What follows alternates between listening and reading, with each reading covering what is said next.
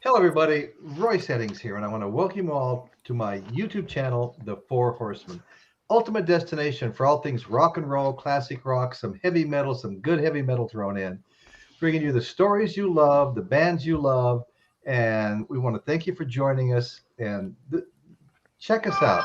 If you're not already a subscriber, go ahead and smash that subscribe button. Otherwise, hit the like button. It just helps the show get distributed. I'm sorry, I was choking for a minute here, guys, but I've got to show everybody something. I had a sidekick for a long time on my show, and I'm sure Dan probably remembers.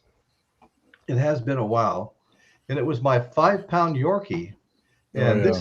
this was I had a bed right here to my left where the coffee cup is, and she'd come to my shows, and I'd dress her in that unicorn costume and introduce her as Monroe the Vinyl Unicorn. Well, Monroe the Vinyl Unicorn, we discovered had some really bad disease um, in her lymph nodes, and she's down to the last couple of days right now. She can Uh, barely walk. And she it really she went downhill like all in 2 days, and we're really going to miss her. The crazy thing is, our dog that was dying with this really nasty tumor, we took Monroe with us to take her to the vet and to have her checked for a couple of things. We found out she had lymphoma, and the doctor said 2 months is a long time for her to live. And it's right about 2 months, and she's just really gone downhill in the last 2 days. So, we don't want. you've had her for 17 years, haven't you, Louis? No, that was the one that passed a Oh, couple of the other one? months ago. We've had her for, let's see, 12 to 14 years. Yeah. That's still quite old, yeah. So Yeah, sad. no, really family here too. Yeah. Okay, so we'll see if we can't get back to our comments and get the show kicking here. Hold on one second, folks. I got to remove Monroe the Vinyl Unicorn. Love you, girl. Okay, so here we go. We're going to have a lot of fun here because we're going to be talking about, oh my God, who doesn't love Tina Turner? Oh, Don't expect me to be the odd man out tonight. I love her. I think everybody does. I know I always have. She's just amazing. Okay, Well, so often I play kind of like the odd man out on some things that we cover, but I don't see that happening tonight at all. no, I no. Well, adore good, her. good. Yeah. Yeah. Oh my gosh. She didn't have that easy of a time either at times. Okay, No, so she didn't. Yeah. okay, so tonight is episode 3 of my somewhat new series, going on 3 months now, of the woman who rocked our world. As you remember, we started out with Deborah Harry from Blondie. Then the following month we did Janis Joplin, another one. I'm big fans of both of those two. So now we're going to be covering Tina Turner, and we're going to work our way through a big list I made. We're going to have a lot of fun doing this, and I just didn't think that the women were getting their due. I wanted to I wanted to. This is recognition to the women rockers and how much they've added to all of this. Okay, so Tina Turner, born Anna Mae Bullock, yeah, 1939, was a singer, songwriter, actress, and author, dubbed the Queen of Rock and Roll. She broke both racial and gender barriers in rock music and became a prominent figure in popular culture. Oh boy, didn't she? Playing in movies and stuff. Known for Well, her, a lot of white boys for the first time were looking at her as a sex symbol, and it was like just a common thing for the first time. Just it right. wasn't even an open secret. Everybody thought that woman had the best set of legs a woman could have. You There know? was nothing secret about that. Yeah. Yeah. But it was almost like we could talk about that a little bit, Royce. Yeah. Why was she so? I mean, she wasn't ultra light skinned. No. She had very black features to her face, but she was beautiful, and somehow it almost gave permission for white guys to go, damn, that's a hot woman, and You know to what? be a hot woman as a black woman. She wasn't dressed up to look, I mean, she did her blonde wigs and things, but that was Yeah. so Yeah. showmanship. But she did it as a truly beautiful black woman. You're not Yeah. looking at somebody there that had it easy or was No. uh, a lot of the black artists, female artists today, it's like, what difficulties did you have to go through? Because, I mean, even though there are wife beaters out there today, Oh yeah.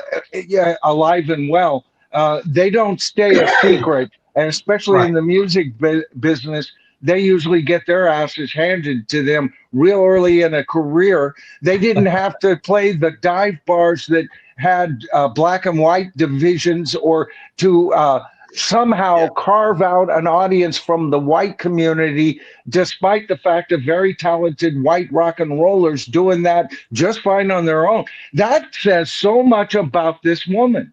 It really does, Michael. It really, Yeah, really does. yeah. Okay, no. Okay, John's here. No doubting Tina Turner's Hi, greatness. John. Her sound is nothing like anyone else's. Tina sings, people listen. You know what? I loved her voice. She's got that, um, I don't know how to describe it, but she's got a kind of a not gravelly, but I'd say gravelly. yeah, Yeah, okay. And I've yeah. always liked that kind of voice Me too. on women and men. You know what I'm saying? And Yeah, Yep. she that she raspy does sound. it as good as anybody's ever done it. Hey, we got George, music for all four seasons. Go check I him saw out, him there. everybody. Yeah, good to see you, George. Thanks for showing up. Lost Mike. Piccolina, it's good to see you too. I saw you in a stream earlier today, brother. Good to see you. Yeah, always Yeah, good to see well, you. yeah. So George says that he lost his Yorkie 3 years ago, Uh, missing her every day. Still tough to look at many recordings I've taken. Isn't that the truth, George? I mean, when we got Monroe, the 5 pound Yorkie, we had to take her and her brother because they'd never been separated, right? So he was about twice her size and just a fun little guy. And he died of an enlarged heart just suddenly. And he was very, very active. Loved to chase things down and fetch and chase the. We live on a couple of acres. Loved to chase the squirrels, the birds. I caught him with a possum. Him and Gizmo, they were trying to pull a possum, one on each end, trying to pull the possum in two. And so I took the possum away from him and took it out by a pond across the street and let it go. And the things I caught, Monroe's brother with the big snake in his mouth, shaking it around. I had to take that away from him and let it go. It was a king snake. King snakes kill rattlers. We don't want to lose king snakes. They're our friends. But anyway, okay. So yeah, no, Tina Turner is absolutely amazing. Um, no, I'd remember if I've seen her in concert. I don't know why I didn't see her in concert, but I would have loved to have seen her in concert. I mean, she's just amazing. And I mean, so so let's see. Known for her powerful vocals and stage presence, Turner is one of the best-selling music artists of all times. And this will blow your mind when I get to it. Estimated sells over 100 million records worldwide. Would anybody have guessed they sold 100 million records worldwide? I wouldn't have guessed that. I've I seen would have. I knew it had to be close to that. Yeah, Doc Insomnia was saying, I don't know if it was still up by today. Sometimes comments, when it yeah, hits 12 midnight, they get cut off. But yeah. he was saying that, and perhaps some of the other channel members, I didn't get a chance to really look into her past. I'm sure you did, was that to bring out how absolutely hot, and this time I'm not talking about beauty, I'm talking about her talent. She was early on, right from the beginning when she first started performing. And I think that has a lot to do with why we're talking about her Yeah, tonight as our third choice of women in rock, because that's right. um, she had she had the she had the chops to begin with, and I really like the fact that Doc brought that out, Royce. Right. You Yeah. know, And Doc brings a lot of good stuff out early. yeah, it does. Okay, so rising from the 1960s R&B fame with Ike Turner, they rose to prominence in the 60s, folks. That's 60s as the lead vocalist. She as the lead vocalist, of course, Royce, I don't want to interrupt you, but you've got a super thanks, $20 from Storm Cop oh my 55. God. Hey, Storm Cop. Okay. Hold the phone here, folks. Hold the phone. Thank you, James. James, thank you so very much. I So really kind. appreciate this. Oh my gosh. Boy, he Wow. has spread the wealth tonight, hasn't he, Royce? Yeah, he really has. And Michael, I don't know if I've had a chance yet to thank you for your $5 super chat before the show even started. Oh, you're more than welcome. You do it for me, and it was $5 this time because I threw you five on your last amazing short video that you just put out. Yeah. More people need to freaking go see. I know. I Yeah. covered the true meaning of "Stairway to Heaven" by Led Zeppelin. I went Right. verse by verse. I'd say the verse, then I'd describe what it meant. And that's been like 3 months in the making. And the night I finally put that out, well, the morning, I woke up. I'm so tired when I got home from work. I fell asleep on the couch. I mean, we've got 3 stages of scaffolding, 15 feet in the air, and we're framing studs that tall.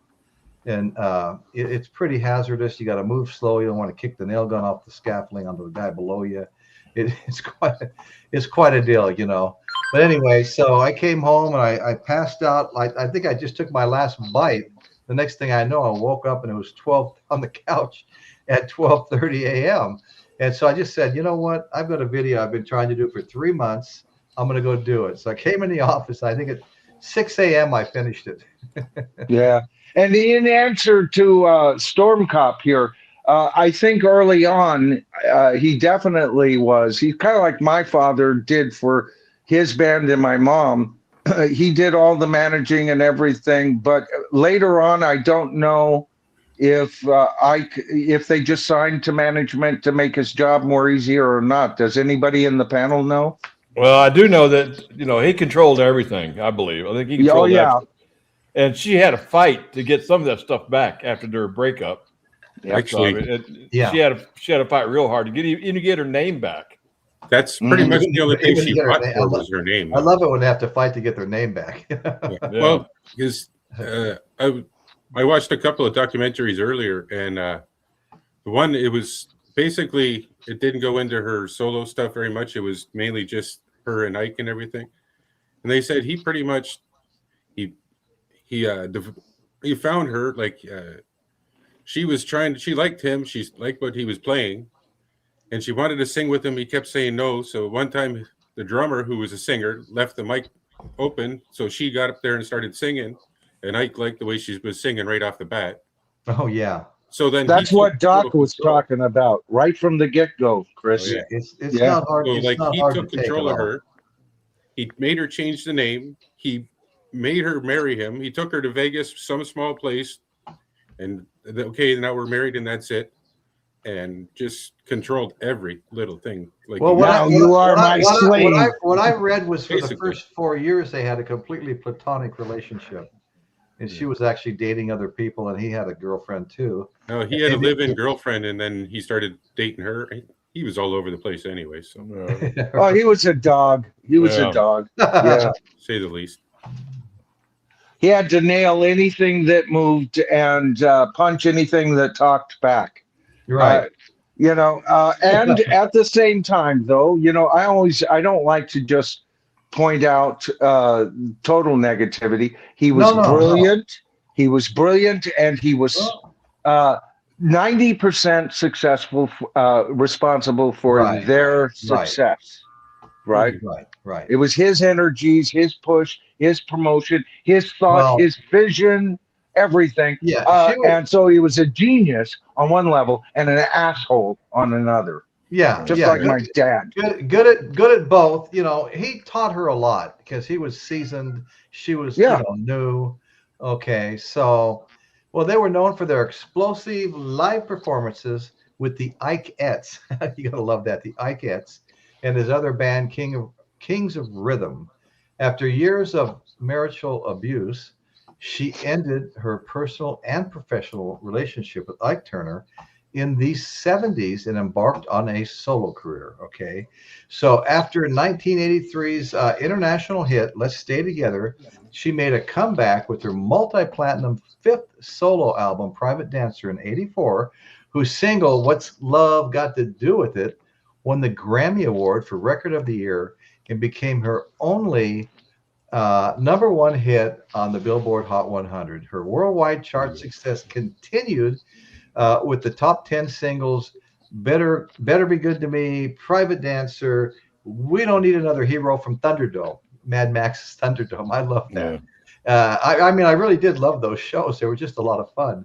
Well, and it's a great freaking song. It's so dynamic. It's orchestrational. It reaches to the freaking heavens. Yes. We don't need another hero. That is not a ballad, baby. That is a magnificent opus, you know? Oh, no, it was. Yeah. Yeah. I like that better than any of the songs you just mentioned, and I love every single one of those songs. But, you know. GoldenEye was another good one. Yeah, it was good too. Yeah. She had a lot of good stuff. A lot of good songs. And you know what we were talking about on my stream, Paul McCartney, and one of the things I wanted to bring out is there's a reinvention of the man that isn't unlike what we're talking about tonight. Exactly. The reinvention of the woman, Tina Turner, because the later Tina Turner, look at her looks. Everything's been modified. She has a whole new identity, and yet it's still Tina. But it's completely different. She looked fresh in the mid-'80s when other rockers her age were looking old and tired. Yeah, and she didn't have any cosmetic surgery. She said, actually, that was it was an interview with Dan Rather. It was a 60-minute interview, but it was all the behind-the-scenes stuff as well. Huh. And she was saying, like, her nose had been broken so many times that when it finally started healing, it was closing off her nasal passage. So they had to do surgery on that, and she had to reset her jaw. She said, other than that, wow, that's all she had. No corrective surgery, none. Just corrective surgery, I should say. Right. Hello, Piccolina. Good to see you. Kate, good to see you. Dr. Insomnia, always a pleasure. Like Michael was saying, I see a lot of parallels between Paul McCartney's career and Tina Turner's career, where at the beginning they had everything. They had all the success. Then suddenly it ends. Then they have to reinvent themselves and become very successful on the other side. And they both took about the same amount of time, Dan. When you think of her last big hit with Ike, and then her getting into the mid-'80s, it took Paul 3 or 4 or 5 years to kind of to get his steam going. I see lots of, the greats are like this. They're able to rise. I said it on my stream. Both of these, Paul McCartney and Tina Turner, both are known for rising from their own freaking ashes on more than one occasion. Oh, yeah. Well, hey, Jeff Davidson's in the chat. Jeffro, how you doing, brother? Hey, Jeff. It's good to see you coming around these days, man. We missed you. Yep. Always. Yes, we did, man. Okay, so can I touch on that, Royce? Yeah, go ahead. Just touch on what Dan and Michael were just saying is, I think the difference would be Paul McCartney to some degree was recovering from a mess of his own creation, and Tina was just recovering from the nightmare that was her life. Yeah. And I think she had more motivation and maybe not motivation too, but that inner strength that was already building when she was able to leave Ike, when she divorced, and she didn't want anything except for her name. Just that inner strength she had, I think, helped build it up. Whereas Paul McCartney had inner strength, but he was fighting his own demons. Like his was almost more created chaos than what hers was. That's funny. I don't know if you guys agree with that or not. But. Well, we covered Paul was going through. He went through 3 distinct stages. First of all was fear, and that was we covered how his McCartney album was born of fear. Then it was of celebration when he embraced being an adult, a father, a husband, and that was with Ram. And then later on, with Band on the Run. That was an album. He admitted it in his new movie. Out of anger, he was angry. He was angry at having his songs ripped off from the guys that robbed him and Linda. He was angry at the band members for quitting, and that gave him his spark. Paul said it. I was a boy, I was a Beatle, and then I was, and he didn't know. And he had to go through an entire growth period, and it took him time to get his legs. And once he did, Chris, wow, just like Tina, Tina. Yeah, You know? yeah. For sure, 100%. Well, I want to thank John Zerus. I really appreciate the super sticker, man. Thanks so much. Very nice of you. Appreciate it. Yes. You support Yeah. the channel that way, guys. Yeah, for sure. Thanks so much. And that doesn't go to me. That's all to Royce, man. That's, you're supporting his channel as I do, as all of us do. And we appreciate it. Yes, we really do. We really do, Michael. Yeah. Okay. So let's take a look here. Okay. So her career, Tina Turner, of course, spanned over 5 freaking decades. Okay. Marked by hits like Proud Mary, What's Love Got to Do with It, and The Best. Before retiring in 2009. How long do you think that lasted? Okay. So when you look back at some of our biggest and most explosive stars in music history, it's hard to find any who were as commanding of the spotlight as Tina Turner was. She really, oh my God. She looked good in the spotlight too, didn't she, guys? Yeah. Oh, yeah. Yeah, for Oh, sure. yeah. Yeah, absolutely. Outshining, when she team up with people, Mick Jagger, she made him look like it was a stick figure, That's right. He was. Still a stick figure. Yeah, he pretty much is. But I mean, he's known for a very animated show, and he looked like he was almost standing still trying to keep up with her. Nobody could keep up with that energy. Hey, have you guys heard, anybody else heard this before? Jeff Davidson here in the chat, old friend of ours. She had to do country music for a while after she left Ike Turner to try to make a new career for herself. Has anybody heard that? I hadn't heard She that. even went back to serving Wow. tables for a short while, doing Oh, little did coffee she? lounges and stuff like that. Yeah. Well, wasn't she in the Huh? process of suing Ike, trying to get her fair share? No, she didn't want anything but the name. There was nothing. Yeah. No, I She thought, didn't want okay. a single thing. She wanted her name and some of her jewelry, and that was it. She wanted her name and she wanted out. Yep, and that was it. She left him with everything else. And you know what? In the end, it crushed him anyways. So Yeah. Yeah. Well, what an amazing song. Proud Mary keeps coming up. Stormcop just brought it up again, but I love that song. Isn't that like 9 minutes long? I mean, Yeah, in fact, that was the very first. That was the first song I ever heard by Tina Turner. Ike and Tina Turner. That was the first song. Okay. And I loved it, but I had already heard it with Creedence, and it Yeah, was like, Creedence, I yeah. liked Creedence's version, but I usually like original versions better anyway. So, but I loved Ike and Tina Turner's version, Yeah. Yeah, Dr. Insomnia is saying the same thing. Well, I prefer CCNR's original Proud Mary. I Mhm. do love the way Tina totally changes the arrangements, speeds it up, and funkifies it. I love that. Right. I even Often when I hear a famous singer do it, like with a little help from my friends, I'm sorry. Oh yeah. Yeah, I just, no matter how good Cocker was on that, it's like, no, it's got to be the original version for me. And it's not even one of my favorite Beatles songs on top of that. So, but I got to tell you, this Tina Turner, there's sometimes when it doesn't happen often, but when every once in a while an artist will cover a song and even own it, because I would imagine, well, Creedence's only got to number 2. Theirs got to number 1, didn't it? Proud Mary? I thought that was the number 1 hit. Yeah. And Creedence only got a number 2 hit out of it. So right. I never was an Ike Turner fan, but I really liked the way he did that song, that low voice. Oh, I did Oh, yeah. too. Yeah, he was. Yeah, he was talented. Mary keeps on moving. Yeah. I gained not because of a wife beating, obviously, but every time I see him in a video or something, I gain a little bit more respect for just how talented he was. He was a very talented guy. Tina Turner is originally from Tennessee, so country music is fitting. Okay, well, that makes sense. She even did a cover of the Bob Dylan country song, "Tonight I'll Be Staying Here with You." That's a great song. Yeah, thanks, And, Dwayne. Good to see you, brother. yeah, she's from Nutbush, Tennessee. And Yeah. she did a song, Nutbush, City City while Limits. she was still in England, I think. And she did some songs over there, and I think Nutbush was one of them, and it was kind of a big hit for her. But I Yeah. think it flopped over here, when she finally got Well, it over here, I think Bob Seger's version ended up being bigger. Okay.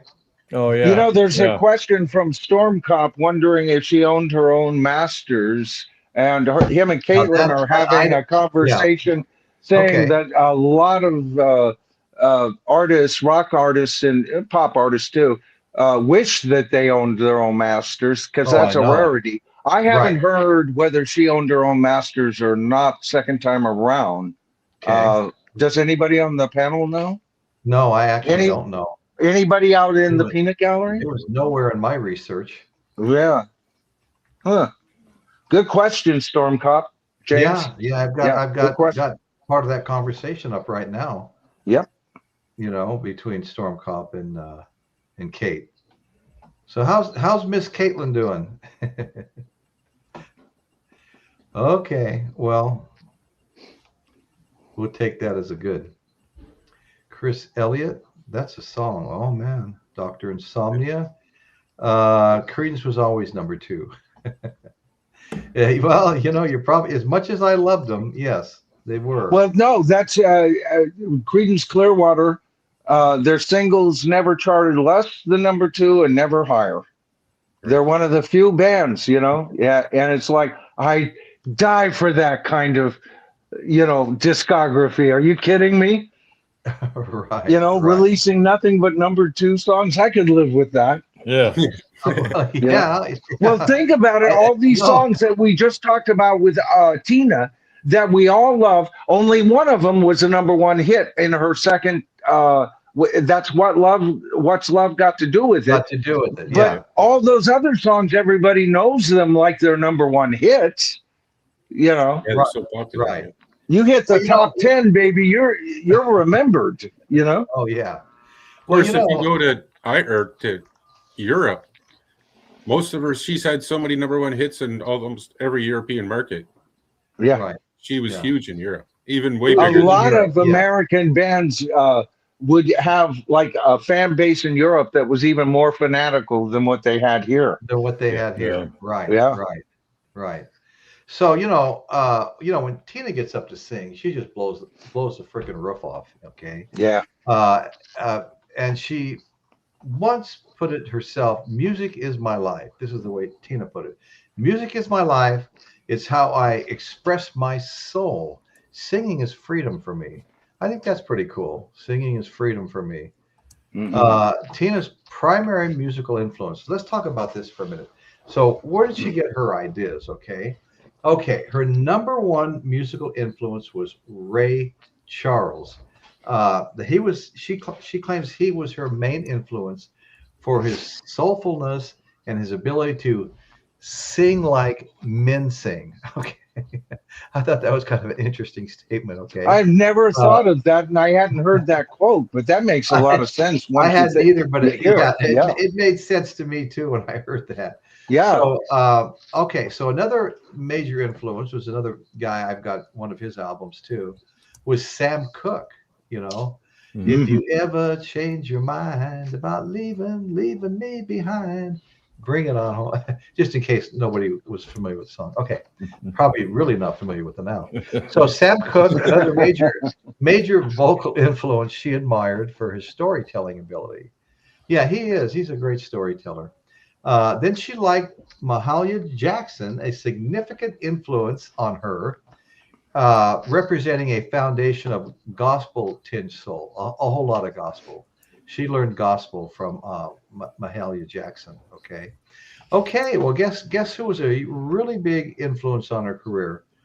Ike Turner. Yeah. While their relationship was abusive, Ike played a pivotal role in her early career, teaching her vocal control, performance techniques, and creating her stage persona. He helped create recreate who she was on stage. Now, I think Chris is going to like this one. She was also influenced by Big Mama Thornton and Chris Rosetta. Rosetta Tharpe, Yes. Sister Rosetta Tharpe. Oh yeah. One of you the know, most unsung guitar heroes there is. Yeah. I Oh, know she's great. You brought that up to me a long time ago, telling me I should do a show on her. Yeah. Yeah. For sure. You did a show on her, right, on your channel? No, but I featured several of her videos over the Oh, okay. over time. Okay, so you can play videos on the Zoom channel. Yeah, that's basically what I do. I mean, there used to be people that would, and it's welcome if anybody wants to come on and play some acoustic songs or whatever, like anything live. But for the most part, it's just me playing YouTube videos set for mainly for older crowds. Okay, well that's interesting because like if I played a video, it'd be a copyright. Yeah. See, I'm not making money or anything off it. It's just for volunteering for a music program, right? No, It's a wellness program. Yeah, but I mean, guys, help me out here because I'm not sure. I didn't think something like that would even matter. You know. What are you asking? What would matter? Okay. Well, Chris is not monetized on the channel he does, the show he does. Right. But he plays videos, music videos, and he thinks, partially because he's not monetized is why he doesn't get these copyright. Yeah, but Well, it's Royce, just you and YouTube I videos see, that are using, right? So Yeah, we see channels right here on YouTube that play videos. They're getting busted for doing that more and more, but there's still channels that play videos that they don't own the rights to, and play music they don't own the rights to. And that's kind of slowly coming to an end. Yeah. I see a lot of the playing music. Some people play it at a low volume while they continue with the show that's more or less ignoring the music, like it's not the focus, more background. But then I used to go to some shows. I don't want to throw their names out. I actually enjoyed the shows too. And they would play whole albums. And then their buddy would choose a whole album and he'd play it. And it was actually kind of fun. And they got in a little trouble though.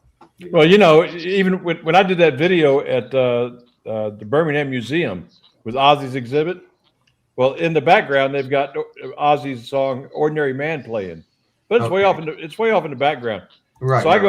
So I go through there and I record, my little trip through there, and YouTube hits me up saying, "Nope, you got the song in the background." So I had to mute the sound out, so I couldn't use the. But they allowed me to go back and make a reel out of it using their version of the song. Okay. I can use their version song, but I can't use my version. So that's pretty funny. Okay, so now we have Jeff Davidson back. Can you imagine being in a room with Ike Turner and Phil Spector? The amount of crazy that would be. Oh yeah. Not without a bulletproof vest. Yeah, right. No kidding. I seriously didn't know that George and High. Hi, George and High. Okay. Okay, just one thing I'm going to go back to. Yeah, go ahead. I just using the chat for a second. My show is also on Zoom, right? So I use YouTube videos and I just share them on Zoom. Okay. Yeah, I don't know what the laws and the regulations for Zoom is. I don't use it, Chris, so I wouldn't know. But yeah, I've never yet. All of my comments are based on what I know here on YouTube. That's all. Yeah. Well, a lot of these platforms, they're just trying to cover their own ass because copyright rules everywhere, no matter what platform you're on. It depends on if the platform is going to enforce it or not. And if they don't, they get caught. The platform could get in trouble. So YouTube is just they're just trying to cover their ass. Yeah. Right. And it's a matter of a matter of law that people got away with for a long time. It comes from a generation that bought into the illegal downloading of files. Oh, Napster. Napster. Yeah, Napster and all of that. And it created a generation of people who wanted everything for free and think that everything is theirs to do with what they please. And Right. really, it does get back to just a little bit of basic morality. Whoever owns whatever property it is, whether it is an artistic property or a house, should have say so and get recompensed if that property is being used to generate money. It's real simple. You know, if you think about it, it's frustrating. I would love to be able to play McCartney's McCartney album or Ram album and do a complete rundown, but I know I can't do that. So it's up to me to create videos that are entertaining enough to talk about it and encourage people to go listen to it for themselves. That's all you can do. You know, that's all you can do, my man. That's all you can do. Yeah, it's real basic stuff, you know. Well, you Actually, know, John, go ahead, Chris. See, last point, anyways. If anything, what I'm doing is giving all the videos more views, so I don't really see anybody complaining. Right. And since you're not being monetized, whoever owns the rights to that music is probably getting that money automatically now anyway, since you're not claiming that money. Oh, that's interesting, Dan. I never And thought technically, whoever put the video on YouTube is the one that was, you know, actually doing the stealing. I'm just using what's already on there. So. Right, and that's another thing, stealing content. Yeah, just try it with me. You know, that's outright theft. And if somebody came in and made a video that you have produced as a content creator, no matter where you produced it, and then made it available elsewhere, they just stole your stuff, man. Go after them. Now there's a fair usage act too, where you can do that, but you have to modify the video in a way where you like upgrade the importance of that video. You made that video more important. Right. But you just can't take their material and rebroadcast it. Nope. And especially to make money on it. Well, hey guys, everybody want to maybe throw out John's rules. He says it gets to the point where you say, which of Tina's hits is the best? She way too many of them. Okay, you don't just up and say, oh, Proud Mary, although I absolutely love that song and it probably would be my number one, is when you get a bunch of others that could be just as good. Yeah, that's true. I mean, didn't she do love what's love got to do with it? There's a bunch of great ones, you know. Oh, yeah, didn't she do a song with Bryan Adams? I can't remember right off. Bryan Adams. Let me think. Yes, It's Only Love. It's called. Oh, okay. Huh. There's actually a couple.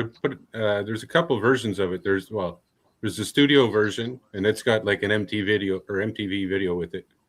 And there's also a live version from a Tina Turner concert where she brings him out on stage for the song. Okay, that's a pretty cool video. I've used that several times in my show. Okay, well, that's cool. So anyway, let's see. You know, Tina, I know it sounds kind of odd, but she's specifically wanted to emulate male singers, okay, which helped her develop a unique, gritty. That's the word I was looking for earlier. I'm not sure which one I used. Gritty, gravelly. Yeah, I said gravelly. Gritty, gritty vocal style that set her apart, you know, and wow. But the song that solidified her position as a soloist, What's Love Got to Do with It, tells you everything you need to know about her fighting spirit. At first, she didn't know if she was it was the right fit for her, and felt like it was a little too pop. The song was a little too pop leaning to be anything good. However, after pushing to be able to give it more gravity and raw emotion, she pulled it off and made it entirely her own. And that's what great artists do. They make covers that they can make, entirely their own. Okay. And she was willing to embrace the new instrumentation of the 80s, keyboard latent sounds that fit the groove. Like I said, she reinvented herself, man. Yeah. Hey, Timothy Henry, how are you, buddy? Good to see you. Hey, Timothy. Timothy says it actually goes back to the late 70s, early 80s, when people were recording music on cassettes and selling. So it goes back a longer time. Isn't that crazy? And yes, that's exactly what people were doing. You know, I mean, I took I did Facebook Live at a couple of different concerts, and one of them, I don't know how I did it. I was able to hold my arms up that long, and they might have been trembling. Filmed like an Alice Cooper concert that was well over an hour long, from beginning to end, a Facebook Live, and that thing was up for about 6 months. I never caught any flack off it. Well, I got in trouble. There's a local band here called Desperado. They're an Eagles tribute band. Okay. And they did an outdoor concert, so I've got my 360 camera up there, and I recorded, I'd say half the concert. Yeah, those cameras are cool. And I posted it, no problem. But about 3 months later, I get a notice saying, it's not a copyright strike, but you got to be very careful when you put even if it's a tribute to the Eagles. The Eagles are very strict about that. They'll have that yanked down. Oh yeah. Right. Oh yeah. That's another thing, since you brought up Desperado, Dan, that I didn't get a chance to mention on my show tonight. Paul talked about Band on the Run and how he said it was 1973 and there was all these things, everybody was flying, trying to be free, back to nature, everybody. And then he used the word desperado. So I looked it up. The Eagles album Desperado was recorded in February of 1973, released by April.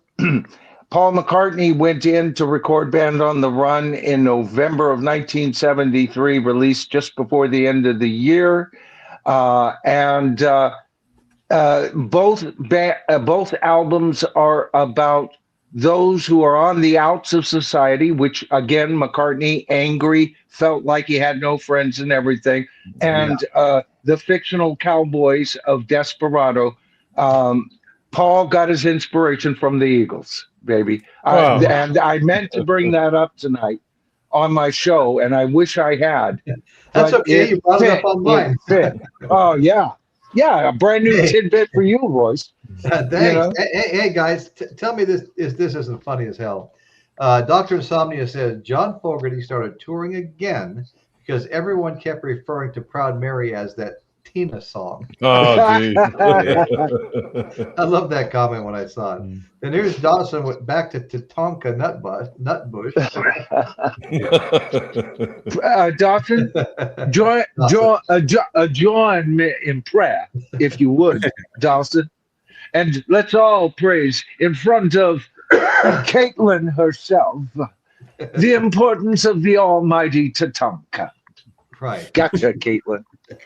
And of course, Flounder Gear Jam's here, and he says Funkify is now an official word in this warrior community. Yes, it is Funkify.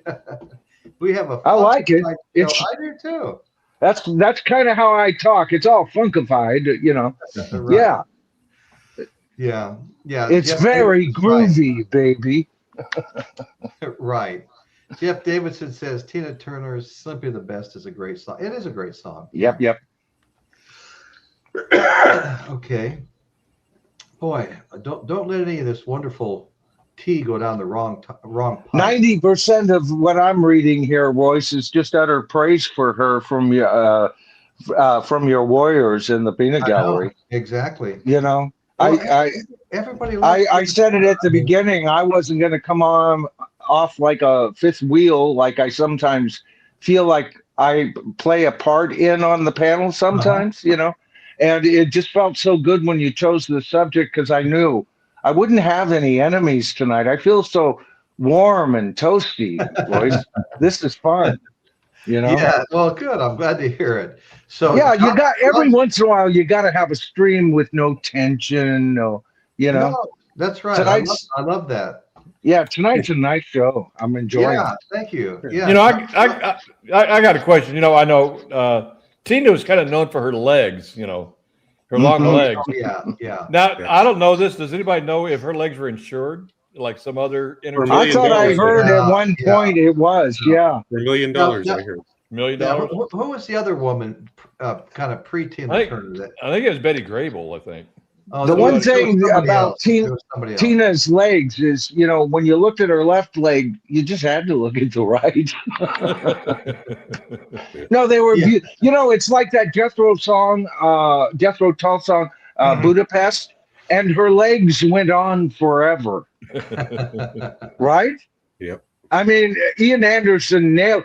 Every time I hear that song, I think of Tina Turner, and her legs went on forever. You know, ooh, chills down my let me spine. take this opportunity to ask everyone. I don't know where I'm at with this, but smash that like button, get my show distributed out there a little more, let the channel grow a little more.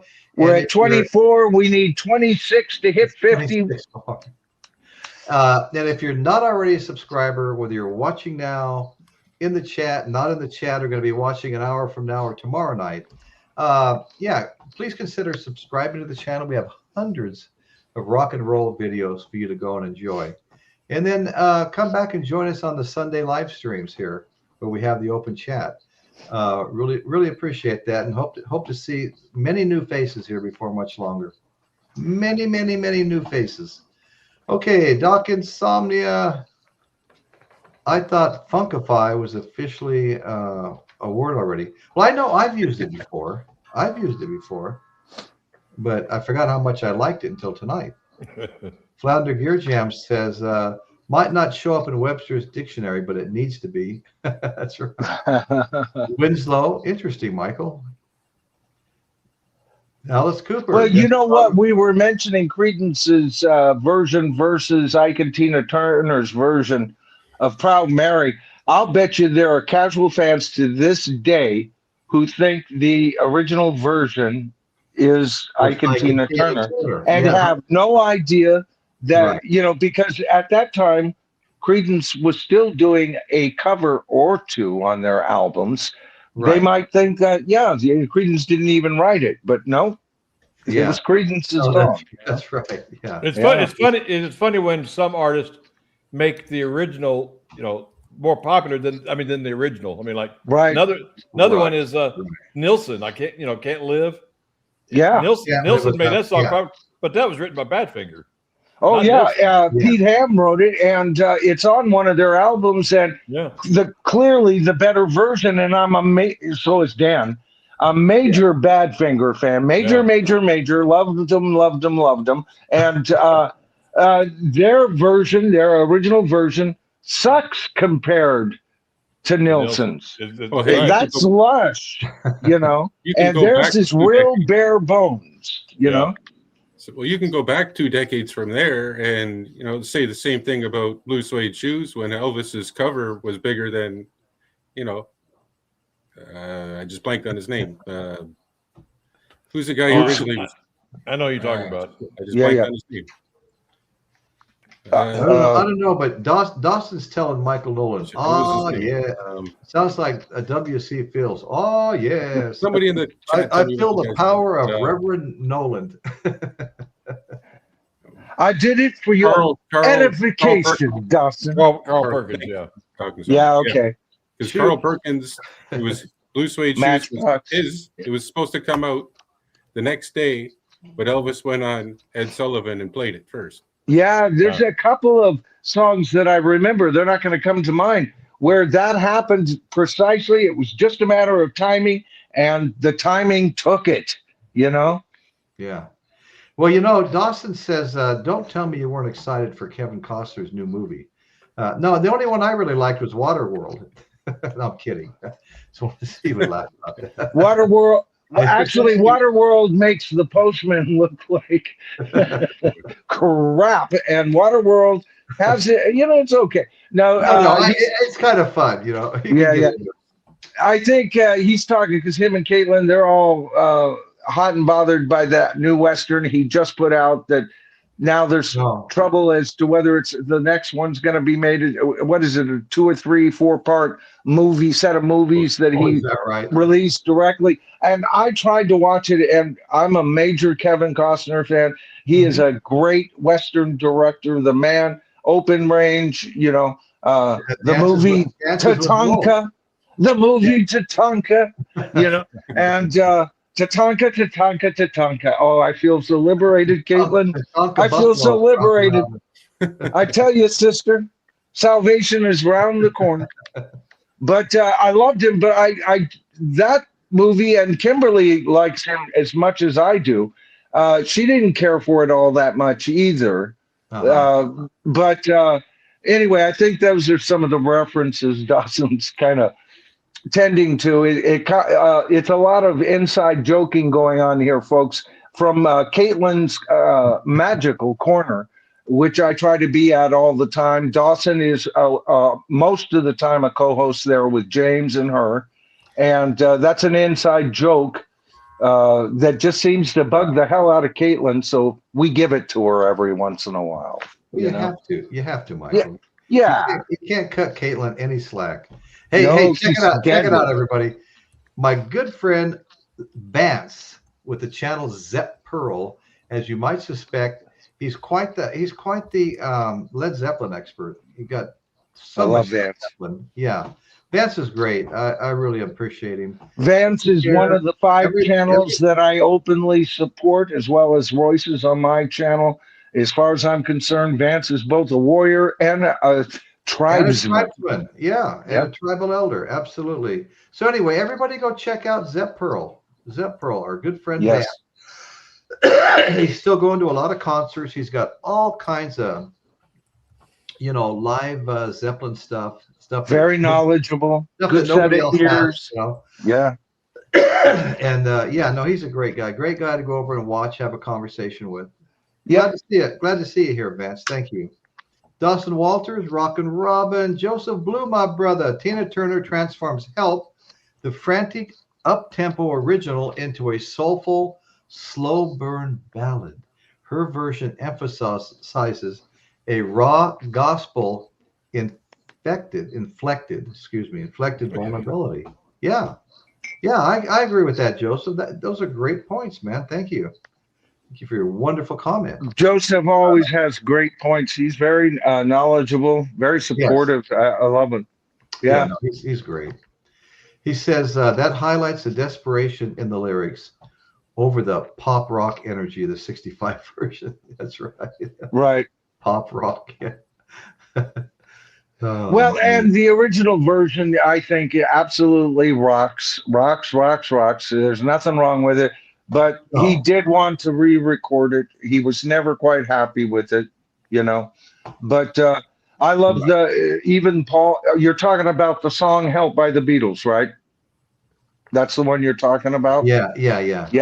And the one part that Paul actually kind of wrote in, it was an idea, was to precede the lyrics, which gave it a prescient kind of sense of urgency, almost if I'm not careful, I need help before I am even conscious that I need help. It makes it a masterpiece, But John was always upset because he wanted to slow it down. He always swore he was going to re-record it, and he never did.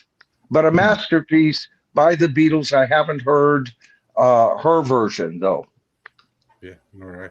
But it would translate that way very well by the lyrics. That I would imagine it's good. I just want to say hello to John Hardy. Our good friend John Hardy is here. Hey, John. He's saying hello to John. Michael, Chris, Dan, me, and the Shatters. Good to see you here, brother. Chris Elliott. Hello, John Hardy. Winslow Red Cross. When Brian Johnson auditioned for AC/DC in 1980, he sang Nutbush City Limits by Ike and Tina Turner. That's pretty damn amazing. I would have never guessed that. Wow. I mean, it's hard to top her version of anything. Don't bring him up, Dawson. Kate says that's not fair. All right. Too late, Kate. Carl Perkins. Okay, yeah. Crudup, Billy Crudup, John Hardy. Hey. I think we got another Dawson Walters here. Yep, Carl Perkins. Doc got it right. Wow, Doc knows so much. Damn. He needs to have his own show, or at least come on ours and help us.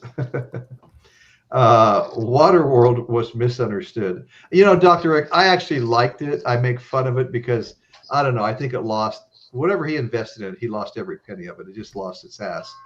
But I like, for whatever reason, I like stuff like that. I like the first 2/3 of it. The last third of the film, the big, ending and everything. I felt like I was in a water park and they were shooting water guns at each other. But by that, it just got too big. But the idea leading, I was hooked into Waterworld. The whole idea, this merman, and the apocalyptic fact and the rising seas. Oh, you could do some, and then it turned into a gunfight. You know, Right. yeah, not what I expected from Kevin Costner. But It was- 2/3 of that it was movie different. was great. Yeah. Yeah. It was a fun watch. And it was at a time that Dennis Hopper, the madman, was in every Dennis freaking Hopper. movie on the planet. Yeah. He had a resurgence in his career. one of Yeah. one of the best bad guys ever. Oh God, yeah, But absolutely loved him in of course Easy Rider. right. But he was more of a good guy, bad guy, and that he Oh, was yeah. he was an anti-hero, and so was Peter Fonda. But Oh, yeah. how about Speed? Freaking Crazy there. nutsoid, man. You know, Or Apocalypse Now. His or a role in there you Apocalypse go, Now. man. There you go. Yeah, powerful performances. One of the great character actors in Hollywood history. Yes. Right. Yep, Dennis Hopper. Yeah, no, great. And he was happy with it. He wasn't always worried about getting the lead role because he knew he can nail the villain or, you know. Well, he was in everything, man. Yeah, How yeah, many he was John really Wayne big. movies was he in? How many freaking westerns and TV shows was he in before he ever made Easy Rider? You know? Yeah. Good Lord. You saw him everywhere. Yeah, for the longest time, most of us didn't even know his name. You just saw him in a movie or a Big Valley episode. You go, oh yeah, that guy. Hey, you know what, guys? I can't remember the numbers. I used to have them memorized, but I'm just wondering, what did Peter Fonda spend making Easy Rider, and what was the gate that he made? Because it's like it just blows your mind every time you hear it. It's he made so much money, it was insane.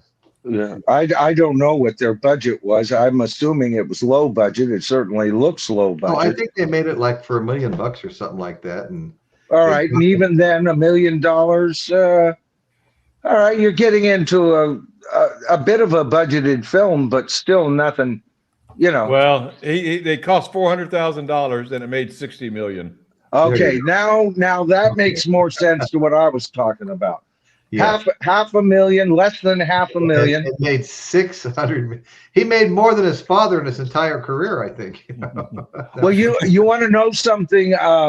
Also, think of what that money represents now. I'll give you an example. Tonight, I forgot to mention, all the Beatles were offered at one point $50 million. Then that was doubled by another entrepreneur. The United Nations offered them $250 million to do one single show if they would only reunite in 1976. By today's money, that's $1.4 billion. So if you think of it along that way, because often that was in that Paul McCartney movie that I reviewed tonight. Okay, that was it's easy to watch a documentary and go, yeah, because even today, $250 million is nothing to sneeze at. But when you think about what $250 million was in 1976, it was being offered quite literally $1.5 billion for one show. My God. I think, You know? talk about McCartney. I think it's kind of funny where Lennon and McCartney were together in New York, and Saturday Night Live was doing a skit, and Lauren Green offered him $3,000 a piece to come on down to the show. They almost did. That was included in this new movie, Ben on the Run. He goes, $3,000. Do a Hard Day's Night? There's $1,000. How you want to split it up? You want to give Ringo less? That's fine with us. $3,000. You know, Right. Lauren Michaels that was one of their best episodes. And Paul and Linda were visiting John and Yoko at the Dakota, and John and Paul they decided, and they ran out of energy. They were going to go down and collect that $3,000. Hey, They were guys, going to go on. I want to say, so my friend Guy here, whose message is up, says he feels for me. He had a Yorkie also who lived for 12 years, before he succumbed to cancer. Well, thank you. Appreciate you. Appreciate you saying that. Yeah. Dawson Walters is the one and only. It's only love. Okay. All right. Let's see. Oh, yeah. Well, there's some things we need to still cover here. Okay. Turner broke every rules. Okay. Every world tour. Every world tour. Okay, that's the name of the world tour. Okay. Every real world tour was the highest grossing tour by a female artist in the 1980s and set a Guinness World Record for the largest paying concert audience at 180,000 people. Her success as a live performer continued with the Wildest Dreams tour, the first tour by a woman to earn $100 million. Okay, and Well, talk about synchronicity, Royce, because I remember at that time McCartney was the one that busted her record in Rio de Janeiro, playing to 189,000 folks. Yeah, that's right. Wow. Yeah. You know, Okay, synchronicity of facts. Right. So the 24/7 tour, the highest grossing tour of 2000 of hers, in 2009, she retired from performing after completing the final 50th anniversary tour. Okay. Well, she didn't leave for good. Okay. As an actress, Tina appeared in the festive film Tommy. Anybody ever heard of Tommy? 1975. Oh, yeah. Mad Max Beyond Thunderdome, Yes. 1985. Last Action Hero, 1993. Her life was dramatized in the biographical film What's Love Got to Do with It, based on her own autobiography. Okay, well, you know what? That's all pretty cool. Let me just run through some accolades here. Okay, of course, she was born in 39.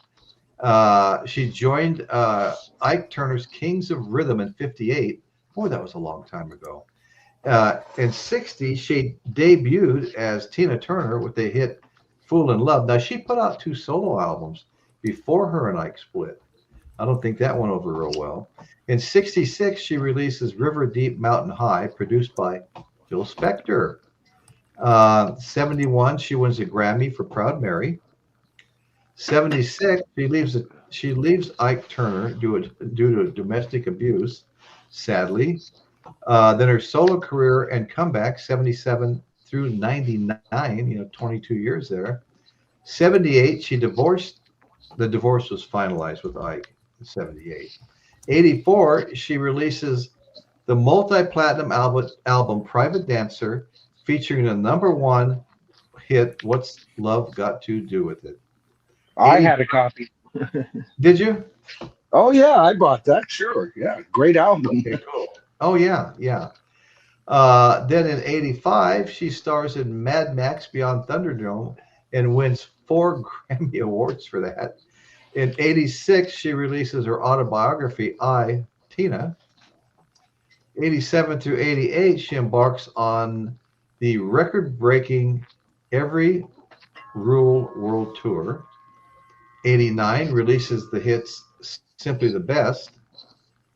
91, she's inducted into the Rock and Roll Hall of Fame, along with her former husband, Ike Turner.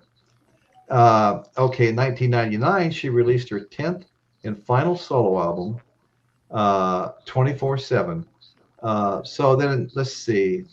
She also earned a second induction of the Rock and Roll Hall of Fame as a solo artist in 2021. So then Well deserved. Yeah. Now she says in 2000, she's retiring from the concert stage following a final tour. But okay, well, she received Kennedy Center honors. She embarked. Okay, I just told you that was a final tour, but she embarked on a 50th anniversary tour. Then she became a Swiss citizenship and married a Swiss, Erwin Bach. Okay. Then she debuted in London, 2018, receiving Grammy Awards, Grammy Lifetime Achievement Award. Okay. And sadly, 2023, she passed away. They basically, in Switzerland, following years of illness, she had kidney problems. She actually had a lot of problems at that point. Yeah. Yeah, They, she they had kind of some refer growth. to it as natural causes, but she had a lot of problems leading up to that. Yeah. Can I say one thing about when her and Ike were inducted to the Rock and Roll Hall of Fame? You can say He even two couldn't things. go because his sorry ass was in prison, Oh, no kidding. For what? and she was on tour in Europe, and she's she sent I forget what the statement was, but she sent a statement through one of her publicists, and Phil Spector actually accepted the award for them. Oh, dear. Yeah, they said So that One made- gangster for another, huh? Yeah, they said it was quite an uncomfortable moment for during the acceptance speech and whatever else. Got it. Jesus. Right on, Chris. Thanks, Jason Blue. Hey, we got Dave. I am Hop Frog is here. How you doing, my Hey, brother? Dave. Good evening, Horseman. Yeah. Good evening, Hop Frog. Yeah, we've been communicating a little bit behind the scenes. How you doing? Good, I hope. Yeah, Let's Dave- see. Phil Spector, Dave is a floating horseman, folks. He Yeah. occasionally has been known to show up.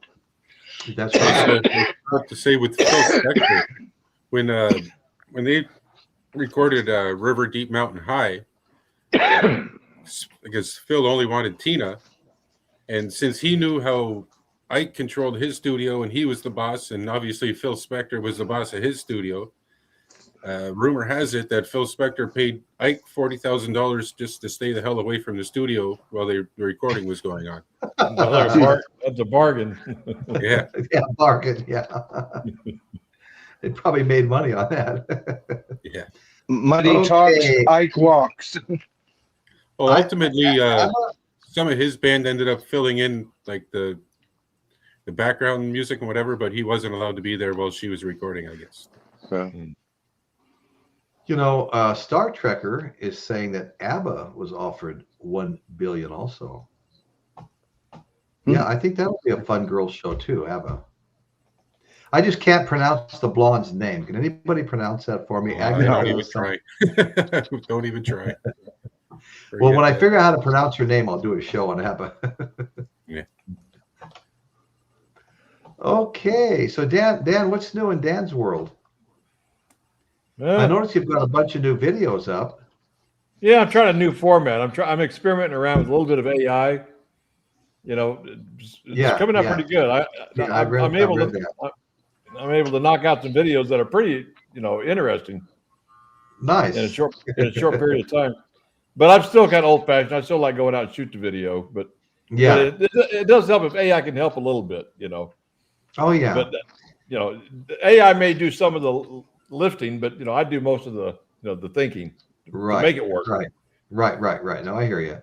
But I got a couple that I put out that kind of shows kind of a new format I'm trying. But When I Google anything, the first several paragraphs are AI in the answer, and then you start getting other stuff. So yeah, they're everywhere. I've played with a couple of things. I've asked for some show titles and stuff, but I can't say that I was happy with them. But let me upload that video again that we showed before we. oh, okay, yeah. Let's do that. Yeah, maybe you can kind of narrate it a little bit or so. There's no narration needed. It's kind of there we go. Okay. self-explanatory. Yeah.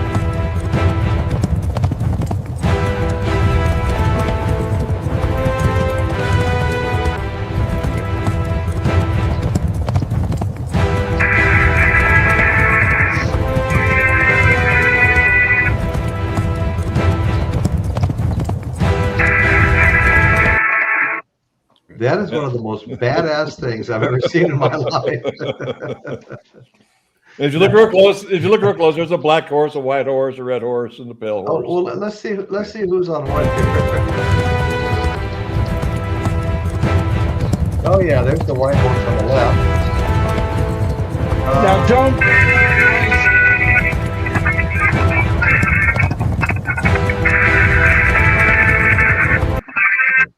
Now, Okay. Royce, do not zoom in. You know I had a pimple that day. Hey, how do I get my grubby little hands on that? Well, I can send it to you. Yeah, Okay. send him a WAV file, you know. Well, I'm trying two different styles. I got the 9x16 that you look good on your cell phone. I'm also going to do the portrait version as well. So Oh, okay. Yeah. just a little advertisement for the show. Yeah. Right now you got the landscape. Yeah, I got a Facebook post that I've been putting out there as well. I think you guys saw the picture. I emailed it a while back.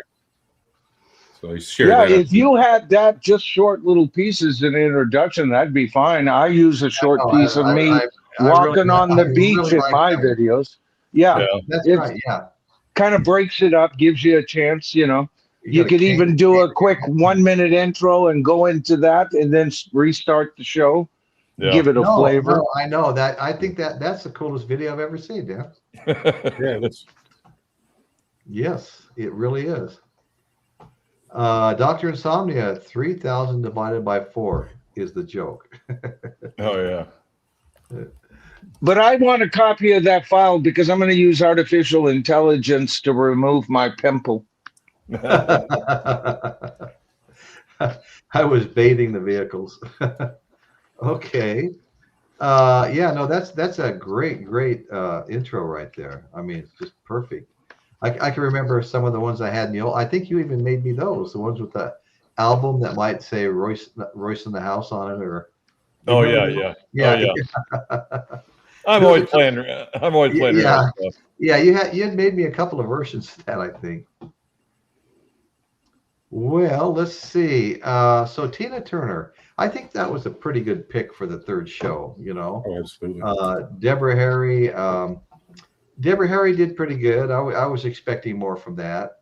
And Janis Joplin, I was expecting more from that. You know? And here I'm just trying to help the women of the world just, you know, show their chops, because they have them. They have their chops. And hopefully we'll just keep doing one a month. And who knows? We could wind up having 4 in a month, or what, just whatever everybody wants. Well, You know. I don't show up here because it's a chance to, you know, hype women of rock. Yeah. I show up here because you're talking about artists I like and respect. Right. To right, me, right. I'm a new 21st century man, Royce. Women don't need our help. And that's fine. And let their own art speak for themselves, just like male artists and everything. And guess what? There's hundreds of them I can think of that we could do a show on. Oh, I You know. know, some of the blues artists that Chris just mentioned and everything. Absolutely. We will. Okay. We will. So- I love the So blues. to me, Oh, I don't see it as so much for me personally, like you do, Royce, as a chance to, you know, exemplify them. I just come along because, well, we're talking about a very cool rock artist or a blues artist, and it's kind of fun to talk about them. I know it's very fun. I love talking Yeah. about Tina Turner tonight. Oh As God, much as this I is do maybe last- since you started this series, it has been the funnest to do. You know what? I agree with you. I do. Yeah. It's Yeah. been a real chortle.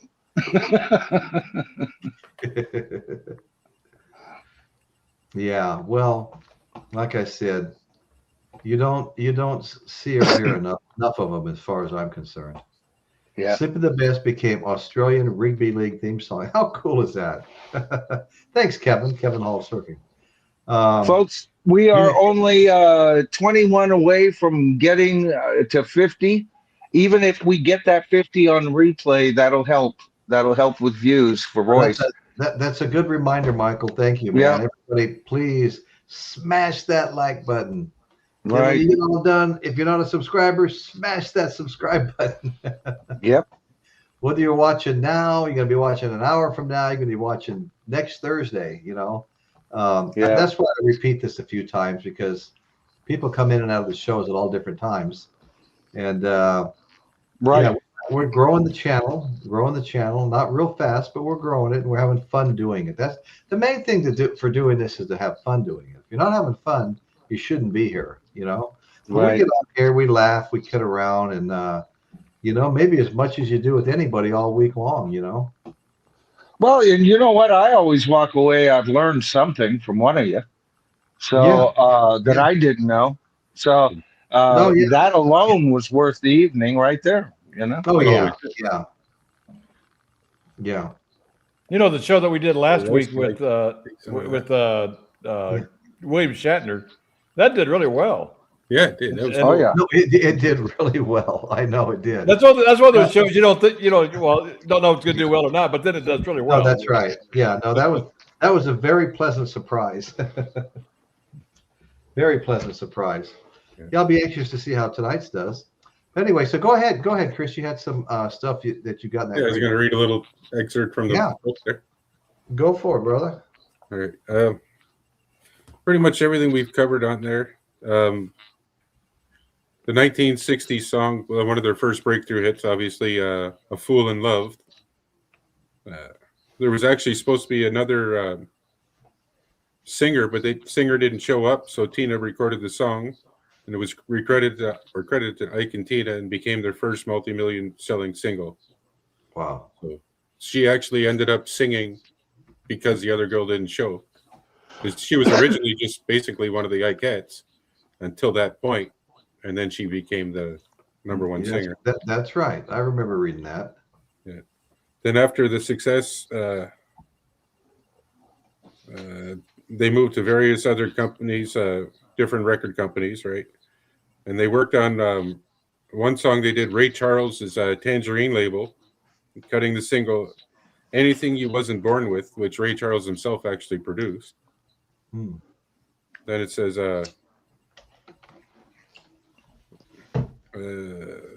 the Turners veered sharply, like their fortunes after started going upwards. Mhm. They took part in the soundtrack from the film called The TNT Show. On the film set is where they met Phil Spector, who expressed interest in producing Tina. And like I said, he ended up paying Ike just to stay away from the studio. Then after that, with Spector, after they got rid of Phil Spector, the Turners eventually turned to small labels, including Blue Thumb, from which they recorded The Hunter and I've Been Loving You Too Long, and Otis Redding cover. And the one documentary I was watching earlier, she was saying that was one of the songs that the crowd reacted to right away. And then because he was all messed up, Ike took it the wrong way, and she got in trouble afterwards just because the way the audience reacted. But Oh, wow. What a man. Yeah, yeah. She probably got in trouble a lot. and then obviously, as you mentioned, they were the opening supporting act for the Rolling Stones in '69, which again you guys were talking about earlier. He's kind of denied it, but kind of said yes. Is Mick stole a bunch of Tina's moves? Well, and it was also a major well, move for Ike and Tina too, Oh yeah, because the they exposure became got. the exposure bumped them up to a whole different level. So they both got from each other, Chris. Oh yes, But Oh, yeah. I honestly think Jagger did start emulating her right around that time. Yeah, among some Yeah. others too. Well, yeah, right. she recorded a couple. Like the Proud Mary was obviously CCR cover, but she did a version of Get Back from the Beatles. She's got a really cool. There's a YouTube video of it. Her and members of the Rolling Stones doing Honky Tonk Women, Oh, Mhm. yeah. and then Nutbush City came out in '73. Then it basically says the Ike and Tina review went on to '76 till the marriage broke up, and then from there on. And then she actually had 2 albums that didn't really do very well, and then the Private Dancer album, and obviously from there she just skyrocketed. Yeah. That's pretty much And what I did got in the it book with down a here. whole new wave of Okay, music thank you. too. Right. Right. Oh, yeah. I mean, just what her resilience and her strength. I mean, she's not the only female artist to have to deal with stuff like that, but just the way she did it, the way she came out. And she was like another part of that interview from the 60 Minutes outtakes, and that she was saying, I'm not a whiner. I don't complain. She says, even after the worst parts, when it's done, you got to move on. So you might as well find something to laugh at each day or something. She said, like, if not, what are you going to do? When it's over, and then you just got to move on and make the best of what you got next. Okay, we have a challenge here from Joseph Blue. Okay. Horseman. Joe Sample and Wilton Felder of the Crusaders produced and arranged Tina Turner's 1984 cover of Help.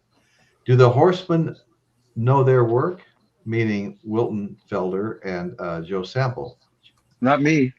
Joe Sample is a name I've come across, but I couldn't tell you where from. I have too, and that's as far as I can go with it as well. No, I mean, just being put on the spot, but let us know, brother. Put it in a comment, and Royce will highlight it. And That's what I was hoping, Joseph. Yeah. Yeah, all of us will be informed. I'm always into learning something new. Absolutely. Hey, you know what I just found out? I think my local Vina Robles Amphitheater, where I've seen, Jason Bonham and Alice Cooper and Ace Frehley and a few other people. Robert Plant, Alison Krauss, I saw there. Anyway, I think maybe you guys don't know who Trombone Shorty is, but I really like whenever I get to see him play somewhere. Trombone Shorty. I'm not aware of him, Royce. He plays the trombone, but he's also the main singer lyricist of the band. Also, Trombone Shorty. It's it's a blues band, Right. but it's really, they really sound good. So I'm gonna have to look into that a little better. Okay, so Zep Pearl, Susie Quattro, Lita Ford. Well, you know what? Susie Quattro and Lita Ford are definitely on my list. Alanis Morissette. Alanis Morissette. Hop Frog. Dave from Hop Frog brought up Joan Jett. Yeah. Joan Linda Jett. Ronstadt. Yeah. They're all Even part of Bonnie it. Raitt. They're all There's so many. they're all biggies. They're all biggies. Bonnie Raitt. My wife thought I should be doing Bonnie Raitt tonight. Tori Amos. Or Tori Amos, yeah. Mm-hmm. Yeah, well, yeah. There's Dolly so many- Parton? Oh, wait, no, that's wrong genre, right? Yeah, that's right. Not according to her. Yeah, sorry, Michael, I had to bring it up. Yeah, you know it, Edith. Look at this from Dave. I am Hop Frog. It was pretty wild that Jeff Beck asked Tina to sign his pink Jackson guitar rather than use a Sharpie. She used a knife. Nice. Oh, wow. Oh, wow. Cool. That's really interesting. Oh, yeah. That sounds like something I could do. Doc, right. Well, when she got out of that relationship, Dan, she wasn't just the, Rapunzel, let down your hair woman anymore. You know, at that point, she didn't need a prince to come to her rescue. She had survived the devil. Yeah, I was just looking at what Tina Turner was worth when she passed, and what Ike Turner was worth when he passed.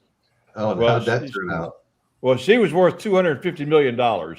Wow. And how much did Ike owe? Yeah. Well, they say it's unknown. It's unknown. He had no will, and everybody in his family was fighting over what he did have. So. Yeah. I would imagine he died in bankruptcy. Probably owing tax, man. I guess that's usually the way it is. Yeah. Brilliant at putting a show and an entity together as a musician, as a producer, and everything else about him is everything I can't stand in a man. Oh. You know? I want to thank my friend John Hardy. Appreciate it, John. Your channel is a breath of fresh air. That really makes me feel good. Oh God, that's the biggest compliment we got all night, brother. Right, yeah. Actually, Yeah. That was worth it. Right there. Right. the you. Delaney Bramlin from Delaney and Friends, and Bonnie and Delaney. Delaney and Bonnie, yeah. Yeah. Yeah. He was also Bramlett. on Layla album. Well, she was actually one of the Ikettes this part too. Bonnie. It was in there like, yeah. I wasn't aware of that. I know that, boy, or maybe not original, but she was one of them. we should do a Delaney and Bonnie episode, Royce, because so much came out of that. Man, we'll get into Beatle territory. We'll get into Eric Clapton territory. Spent time Derek with them. Dominoes. Yes. You know, Yeah. so Actually, much Derek and the talent Dominoes, came I out think, of was that. pretty much that band, wasn't it? With a few extra players. Pretty much. Well, there was some of that, where he really connected with them was during the recording of All Things Must Pass, and he got them, and they became, with him, Derek and the Dominoes. That's where he really got turned on, and of course they brought Dwayne Allman with the idea of snatching him from the Allman Brothers, but of course he died before they could do anything else. Yeah. But, Hey, Warriors, I have a request. We have somebody that I haven't seen before that I can remember. Sarah Della. Let's all please say hi to Sarah Della. Hi, Sarah. Hello, Hey, Derek. Sarah Della. Yeah. Thank you so much for joining for us. joining. Hope to see you here every week. Every week, Absolutely. every Sunday evening, and maybe some of my midweek things that I do that are short, 8, 10, 12 minutes long. Got one out there right now called what was the meaning of Led Zeppelin's Stairway to Heaven? And I go verse by verse, and we cover the meaning of each and every verse. It's a lot Great of fun. video. Great video. It's only, 10 minutes long or something, but 14, I think, but real good video. yeah, I love I doing thought those so. short ones. Yeah, maybe you're right. Yeah. Yeah. So anyway, when I was younger, thanks for joining us. I did an essay on Stairway to Heaven, like line by line, like you did. And some of the points you brought up were, I think, kind of what I was thinking, because I was in high school when I did it. But I kind of likened it to someone on drugs, like, for example, a heroin addict, like like a woman. Yeah. Just the way she was going, like she'd be going so far, then she'd kind of, fall down a bit. And then and some of the points you were making, I think, followed the logic that I was thinking. But I can't find the essay for the life of me. I haven't seen it in decades.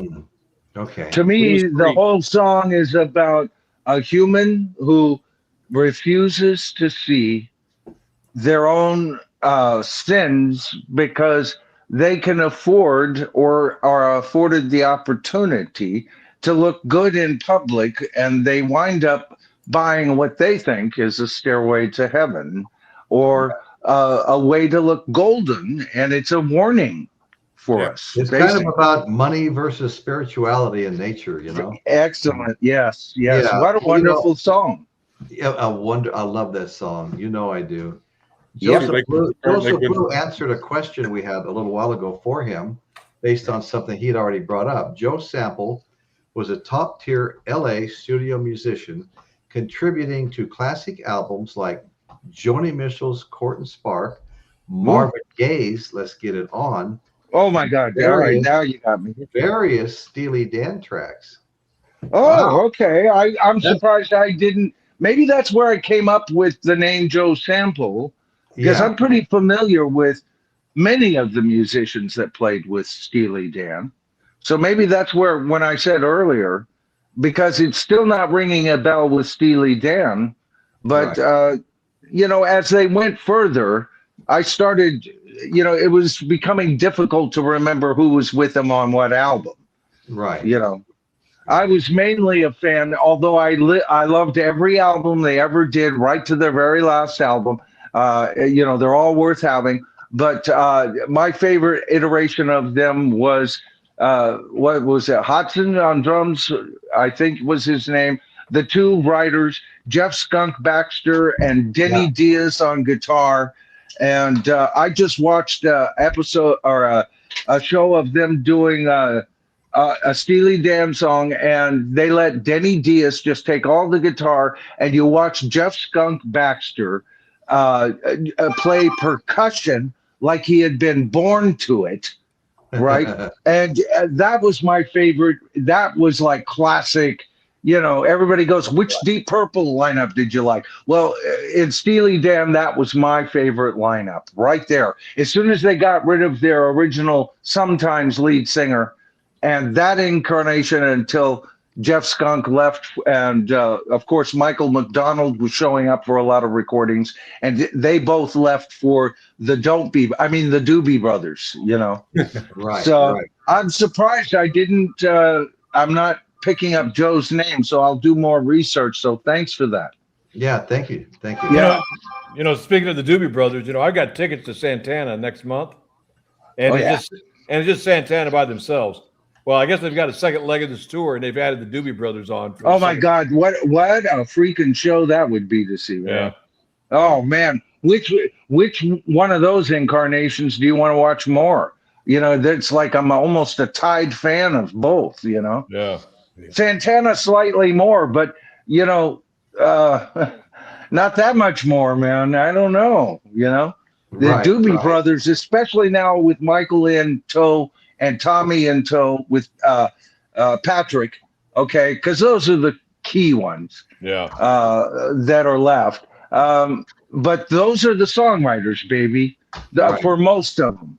I miss Tyrone's songs, their original bassist, but he's been gone so long, that's not going to ever happen. But man, you know, for the first time, and their latest album is great.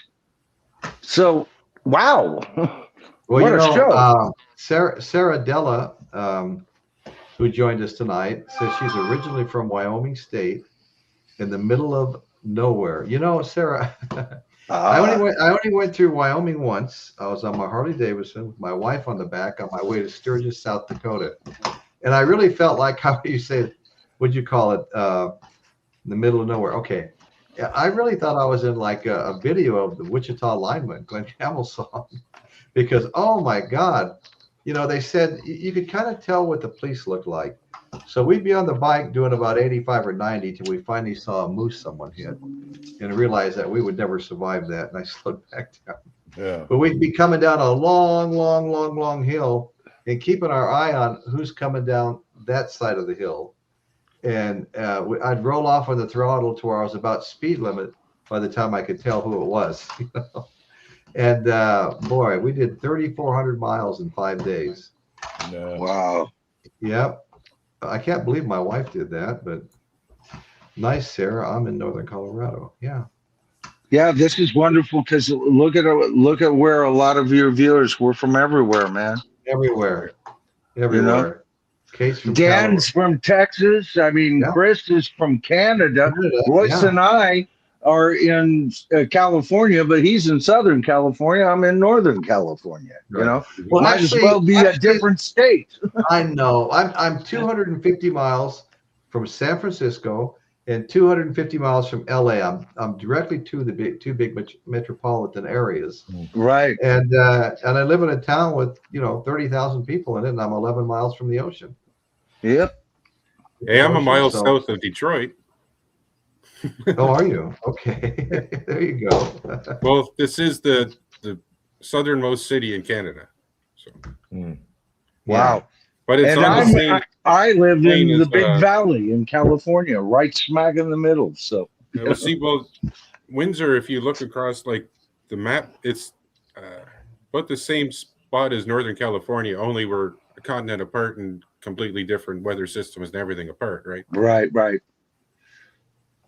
Speaking of weather, it's been hot here in Texas last few Oh days. yeah, here too. Yeah, 70. It got up to 78 degrees.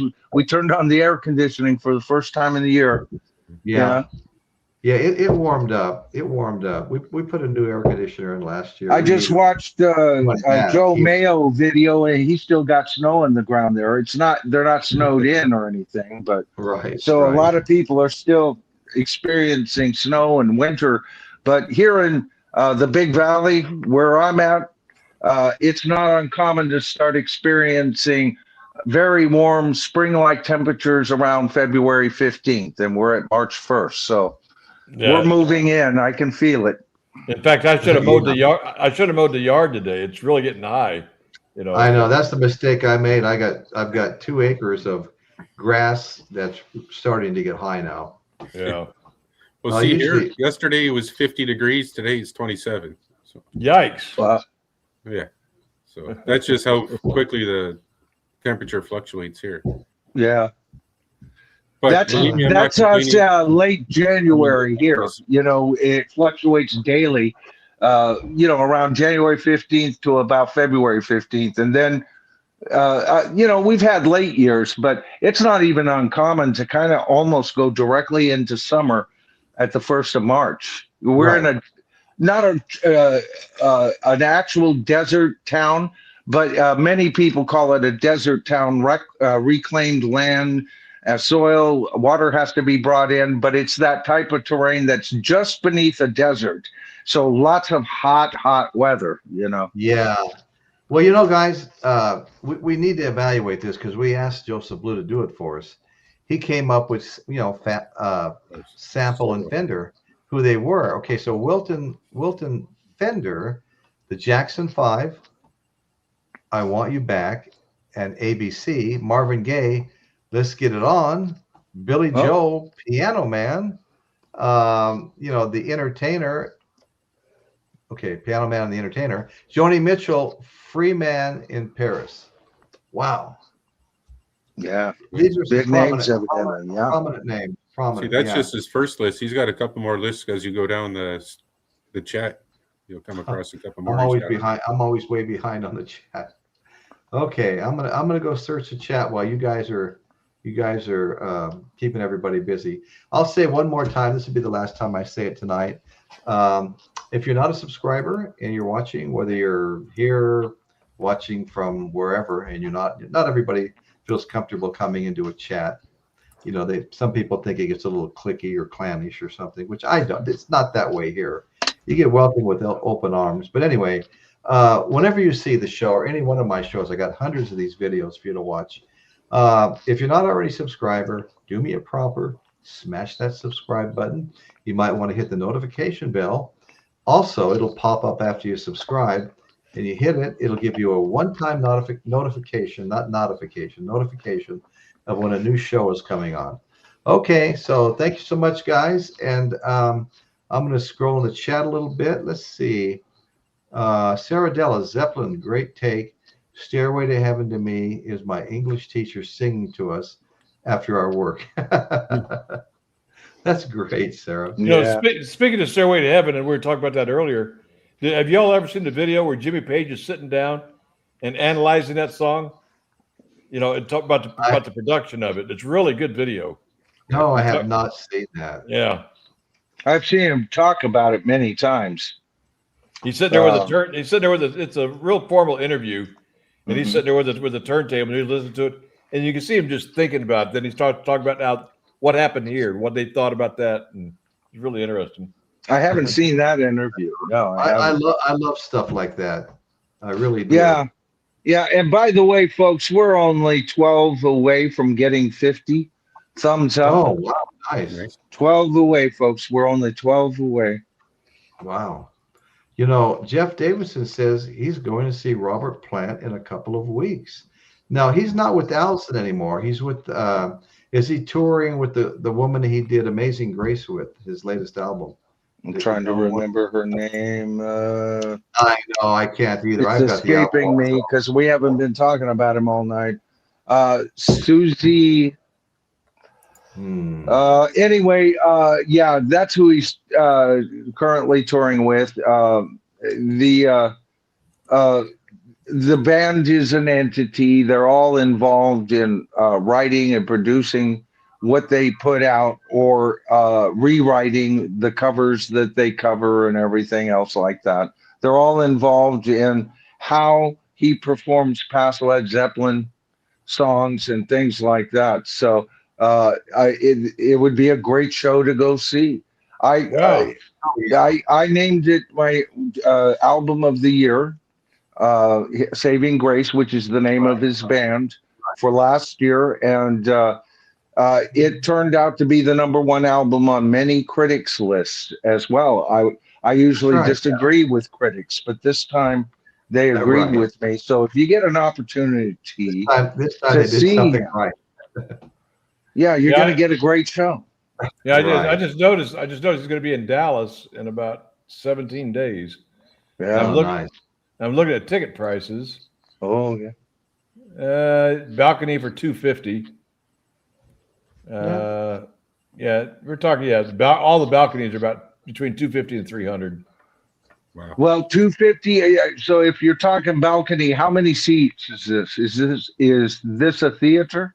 Yeah, it's called the Majestic Theater in downtown Dallas. Okay, so now you're talking usually a big band name for the outer rink in a 50,000 seat arena will go for 2 to 250 to 3 these days.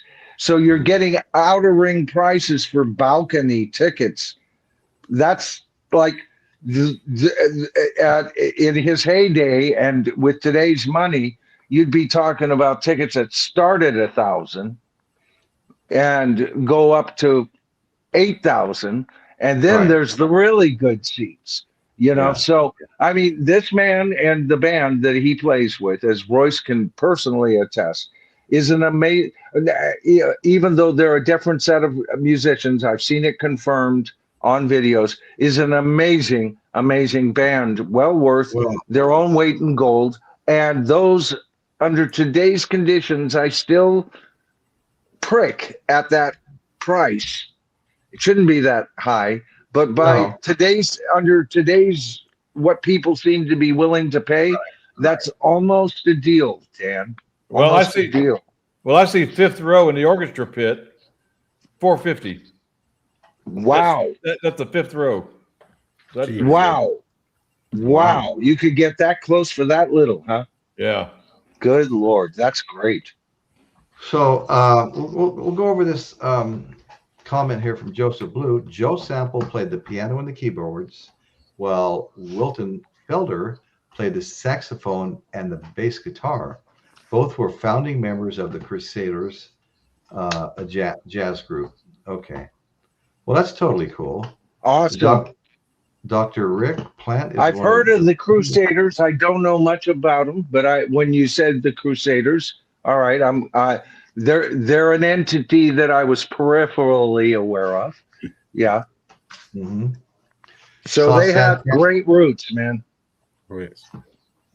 Thank you. Kevin Hall says he saw Santana in '73, another one of those shows that stood out amongst the shows he'd seen. Yeah.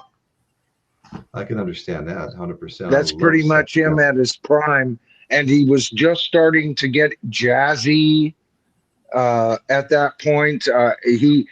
He did some leaps in, people talk about the eventual leap of George Harrison from a guitarist of an early rock band to one of the most identifiable slide players in guitar history, and doing it in a way that most slide players don't, and creating a very melodic approach to slide playing, yet biting. So when we're talking about this is the same kind of leap that Santana went through, not in 7 years like the Beatles, but it quite literally, a year and a half to 3 years at the outside. He went from just a great Latino rock guitarist with things we'd never heard before to a rather freaking serious jazz Latino rock guitarist. Only Jeff Beck went in that direction like him. I bought his solo albums when he first went in that direction, cut his hair, had the trimmed mustache, wore the white suit, and it was like, it wasn't my favorite incarnation of him, but I'd buy his albums. I go, but the fucking guitar work is so good. Hey guys, I don't know about you guys, but I'm going to be heading over soon to Zep Pearl's channel. He's got he has live video from Chicago's Robert Plant Saving Grace shows on his video. And by the way, Royce, you got a $5 super thanks from Joseph Blue. I'm working my way down to it right now. Hey guys, thank you, Joseph. Hey guys, I got to take off. I got to get going here. Okay. Well, thanks, Dan. Appreciate it. And I just I'm love glad that. you were love on that, tonight, Dan. I enjoyed our conversation immensely. love that intro. Yeah. Joseph, brother, thank you so much. I really appreciate the Take dono. care and stay safe, Yeah. Dan. See you And guys by later. the way, Dan, I was telling Dan this before we got on. I on my stream, I had shouted out his new video. I went quiet while he was explaining it, but I had told him before that I had shouted that video out on my channel, and I had also shouted it out on Caitlin's. But Dan had already left Caitlin's stream by that time. Which So, video? Which video is that? I put out that's a the couple. one you did on the Stones, brother. Oh, okay, okay. Yeah. Right, let right. me thank Joseph Blue again. Thank you so much, and thank you for all that participation and the education you gave us as well. He had so much. I got a couple of shout outs from the last show. One of them was for a super chat by Michael Nolan, $10 actually, and the other one was that from Chile, I think, Repo Destruction, and it turned out to be 2,200 CCPs, which wound up being $2.50. I love it A when they do deuce that. hammer. A deuce hammer. My friend from Colombia used to do that all the time. Yeah, yeah. Paying Colombian money. That's fun. Okay, so thanks a lot, Joseph. We appreciate it. And any closing statement, folks? I mean, we already Dan already bailed on us because we've all been here for a while now. I just want to say your audience added as much as the panel tonight. This has been, I think the whole show was operating on all 8 cylinders tonight, Royce. Congratulations. I really had a good time here tonight. I did too. New people here, that's always very exciting. Mm-hmm. And so is having the people you're used to seeing here back. Yeah. And we've got some people that we haven't seen in a while that have come. So regulars that were here, new people that were here, and that's a good feeling, man. That's what any content creator wants to see. And I know you agree with that, Michael. Oh, absolutely. I think we're getting close to closing statements. We've been going for almost 2 hours now. So if anybody got, you or Chris have anything you want to say before we close? Hey, Bill K, good to see you, brother. Actually, I was looking for. It was on here. Joseph Blue had another list of the people that. The other, where is it on here? You were just about at it before you jumped down to the super chat. Well, it's a long ways up because I was way behind on the. You can't always keep up with the chat when you're running a show. Oh, I know it's nearly impossible. Most of the time, you can't do as well as we're doing. But thank you for the super chat, Joseph Blue. Rock and Robin, thank you. Yeah, that was really cool of Joseph. Yeah. Okay, Sarah Della, Casey, and we have Dr. Rick Gearjam. Good night, my friend. That's right. Good night, Flounder Gearjam. Good to see you here, brother. Always great to see you, Gear Jam. Well, I think we're all kind of fading right now. I know Michael and I think we're both insomniacs.